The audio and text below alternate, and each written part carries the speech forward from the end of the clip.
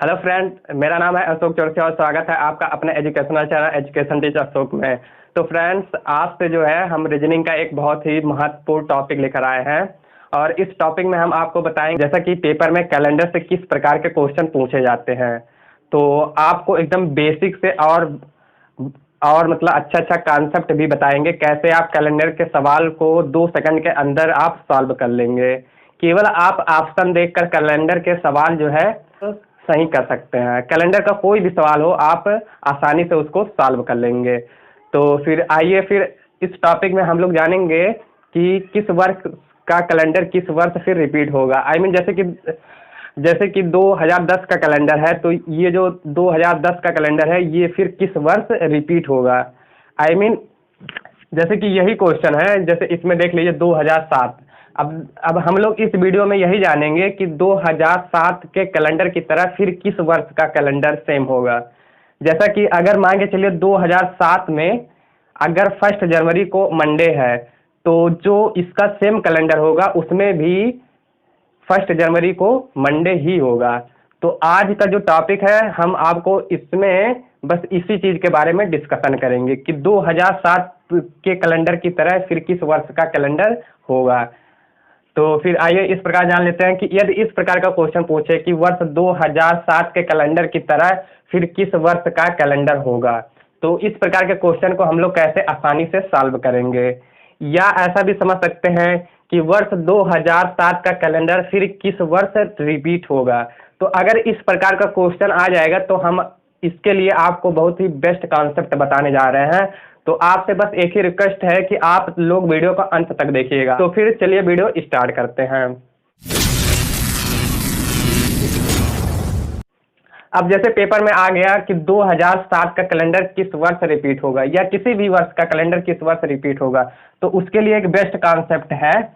जैसे कि पहली चीज तो हम लोग ये करेंगे, जैसे कि 2007 है तो ये जो लास्ट का डिजिट है, या ऐसा भी समझ सकते हैं कि जो मतलब पूरा अंक है इसमें हम लोग 4 से भाग देंगे।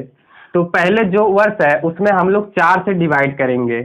अब जैसे यही वर्ष है, इसमें हम लोग जब 4 से डिवाइड करेंगे तो देखिए अगर 4 से डिवाइड करने पर अगर जो शेष है रिमाइंडर जो है अगर 2 या 3 आता है, कोई भी वर्ष हो अगर उसमें 4 से हम लोग डिवाइड करेंगे, अगर शेष जो है 2 या 3 आता है तो उसमें जो है हम लोग 11 ऐड करेंगे। बस आपको यही चीज दिमाग में रखना है।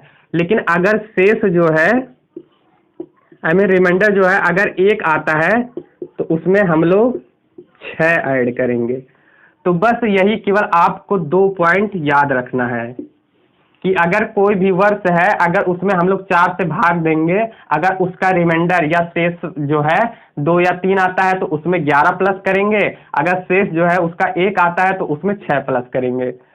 तब इसी के माध्यम से हम लोग जान जाएंगे कि इस वर्ष का कैलेंडर फिर किस वर्ष रिपीट होगा। अब जैसे कि जान लीजिए 2007 है, अगर इसमें हम लोग भाग देंगे, अब देखिए जब हम कहेंगे 4 से भाग देने के लिए तो आप लोग केवल यही जो लास्ट के 2 अंक है इसी में आप लोग भाग दीजिएगा, पूरे में मत दीजिएगा, केवल लास्ट के 2 अंक में दीजिएगा। आप पूरे में भी दे सकते हैं, बात वही है, लेकिन अगर लास्ट के 2 डिजिट में आप लोग भाग देंगे तो इससे थोड़ा आसानी होगा और टाइम भी कम लगेगा। अब देखिए इसमें जो है हम लोग जब 4 से भाग देंगे तो शेष जो है 3 आएगा। तो अब देखिए इसमें भाग देने पर शेष आ रहा है 3, तो इसमें हम लोग इस वर्ष में ऐड करेंगे 11। 2007 में अगर 11 वर्ष ऐड कर दिया जाए तो 2018 आ जाएगा। तो आप लोग 2018 का भी कैलेंडर उठा के देख सकते हैं, जैसे 2007 का कैलेंडर है उसी प्रकार 2018 का भी कैलेंडर होगा।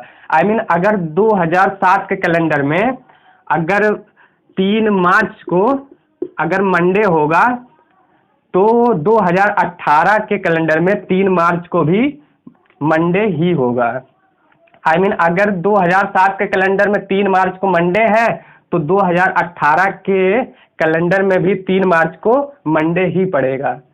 तो आई होप आपको ये पॉइंट अच्छे से क्लियर हो गया होगा। तो चलिए फिर आपको एक एग्जांपल और इस पे बता देते हैं। तो बस आपको यही केवल कॉन्सेप्ट दिमाग में रखना है कि शेष जो है 2 या 3 आता है तो उसमें 11 ऐड करेंगे, अगर शेष 1 आता है तो उसमें 6 ऐड करेंगे। देख लीजिए 1998 है, तो इसमें जो है अगर हम लोग 4 से भाग देंगे तो शेष जो है 2 आएगा। तो हम आप लोग को क्या बताए थे, अगर शेष 2 या 3 आता है तो उसमें 11 ऐड करेंगे। तो देखिए अगर इसमें हम लोग 11 ऐड करेंगे, आई मीन 1998 के कैलेंडर में अगर हम लोग 11 वर्ष ऐड करेंगे तो ये हो जाएगा 9 10 2009 हो जाएगा। आई मीन जैसे जो है 1998 का कैलेंडर होगा वैसे ही सेम 2009 का भी कैलेंडर होगा। अब जैसे जान लेते हैं एक और एग्जांपल, फिर देख लेते हैं 2013। अब देखिए अगर इसमें हम लोग 4 से भाग देंगे तो इसका शेषफल आएगा 1। तो हम क्या बताया है, अगर शेष 1 आता है तो उसमें 6 ऐड करेंगे। अब देखिए हम लोग ये पता करेंगे कि 2013 का कैलेंडर फिर कब रिपीट होगा, आई मीन 2013 के कैलेंडर की तरह फिर किस वर्ष का कैलेंडर होगा। तो इसमें हम लोग जब 6 ऐड करेंगे 2013 के कैलेंडर में तो ये हो जाएगा 2019। आई मीन 2019 और 2013 का जो कैलेंडर होगा ये सेम होगा। तो इसमें जो है एक टाइप का क्वेश्चन ये बन जाता है। तो आपको बस यही दिमाग में रखना है कि अगर 4 से भाग देने पर किसी भी वर्ष में अगर शेष जो है 2 या 3 आता है तो उसमें 11 ऐड करेंगे, और शेष अगर 1 आता है तो उसमें 6 ऐड करेंगे। तो आई होप आपको अच्छे से समझ में आ गया होगा। तो ये जो था ये था पहला टाइप। अब देखिए जैसे आ गया 1996। अब इसमें जो है अगर हम लोग 4 से भाग देंगे तो इसमें शेष जो है 0 आएगा। अगर शेष 0 आएगा तो उसके लिए क्या करेंगे, इसमें 2 कंडीशन अप्लाई होता है। तो आइए फिर बता देते हैं वो दोनों कंडीशन कौन कौन से हैं। अब देखिए अगर शेष 0 आता है तो उसमें 28 ऐड करेंगे। अब जैसा कि हम लोग समझ सकते हैं यही कैलेंडर है 1996। इसमें अगर हम लोग 4 से भाग देते हैं तो शेष जो है ये 0 आएगा। अब इसमें जब हम लोग अब देखिए अगर शेष जो है 0 आता है तो उसमें हम लोग 28 ऐड करेंगे। अब इसमें जो है अगर 28 हम लोग ऐड करेंगे तो ये हो जाएगा 2024। तो आप लोग ऐसा समझ सकते हैं कि 1996 का जो कैलेंडर होगा ये सेम 2024 के कैलेंडर की तरह होगा। आई मीन अगर 1996 में 1 अप्रैल को जो है ट्यूसडे होगा तो 2024 के कैलेंडर में भी 1 अप्रैल को ट्यूसडे ही होगा। तो फिर अब देखिए ये हो गया पहला कंडीशन जब 0 आएगा तब के लिए। अब देखिए अब जैसे कि कोई सन उठा लेते हैं, अब 1672 है। अब देखिए 1672 में अगर हम लोग इसमें 4 से भाग देंगे तो शेष जो है ये 0 आएगा। तो इसमें अगर हम लोग ऐड करेंगे 1672 में 28 को ऐड करेंगे तो ये हो जाएगा 1700। लेकिन आपको यहीं पे एक चीज ध्यान रखना है, 1672 जो है ये आपका है लीप ईयर, आई मीन अधिवर्ष है, लेकिन 1700 जो है यह है आपका साधारण वर्ष। साधारण वर्ष। तो देखिए कभी भी लीप वर्ष का कैलेंडर साधारण वर्ष के कैलेंडर की तरह नहीं हो सकता। आई मीन जो अगर लीप वर्ष का कैलेंडर है तो साधारण वर्ष के कैलेंडर की तरह नहीं होगा। तो यहाँ पे ये जो रूल है ये गलत हो जाता है। तो इसके लिए भी हम आपको एक कॉन्सेप्ट बता रहे हैं। अब ये जो इससे पहले हम बताए थे कि जैसे कि बताए थे 1996, तो इसमें हम लोग जब भाग दिए तो शेष आया 0। तो इसमें हम लोग जब 28 ऐड किए तो 2024, तो 2024 भी लीप ईयर है, ये भी लीप ईयर है। तो यहाँ पे ये कॉन्सेप्ट सही हो जाएगा। लेकिन यहाँ पे ये जो कॉन्सेप्ट है ये गलत हो जाएगा, क्योंकि 1672 जो है ये लीप ईयर है और 1700 जो है ये साधारण वर्ष है। तो देखिए इसके लिए क्या करेंगे जब ऐसा कंडीशन आ जाएगा। तो देखिए अगर जो है कोई लीप ईयर का कैलेंडर है, अगर उसमें 28 ऐड करेंगे तो अगर साधारण वर्ष आता है तो उसमें 28 ऐड नहीं करेंगे, उसमें 40 वर्ष ऐड करेंगे। आई मीन इसमें जो है इसमें 40 ऐड करेंगे। तो जब हम लोग इसमें 40 ऐड किया जाएगा तो ये हो जाएगा, तो देखिए ये जो हो जाएगा ये हो जाएगा 1712। अब देखिए 1712 जो है ये आपका लीप ईयर है। तो बस यही रूल है इसका। तो ये भी हो जाएगा आपका लीप ईयर, लीप वर्ष।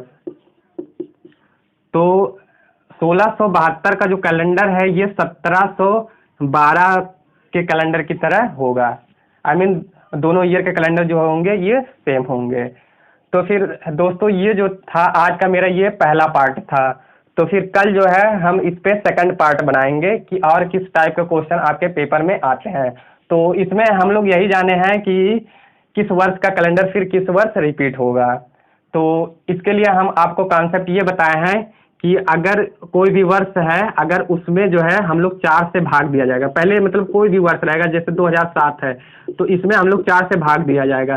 तो अगर शेष जो है 2 या 3 आता है तो उसमें हम लोग 11 ऐड करेंगे, उसमें जो है 11 ऐड करेंगे। लेकिन अगर शेष जो है 1 आता है तो उसमें हम लोग 6 ऐड किया जाएगा।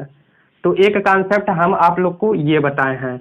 और जो दूसरा कॉन्सेप्ट है, दूसरा कॉन्सेप्ट ये बताया है जैसे कि किसी भी वर्ष का कैलेंडर हो गया, जैसे कि 1996, अगर इसमें हम लोग 4 से भाग दिया जाएगा तो अगर शेष जो है 0 आता है तो उसमें जो है हम लोग कितना ऐड किया जाएगा, 28।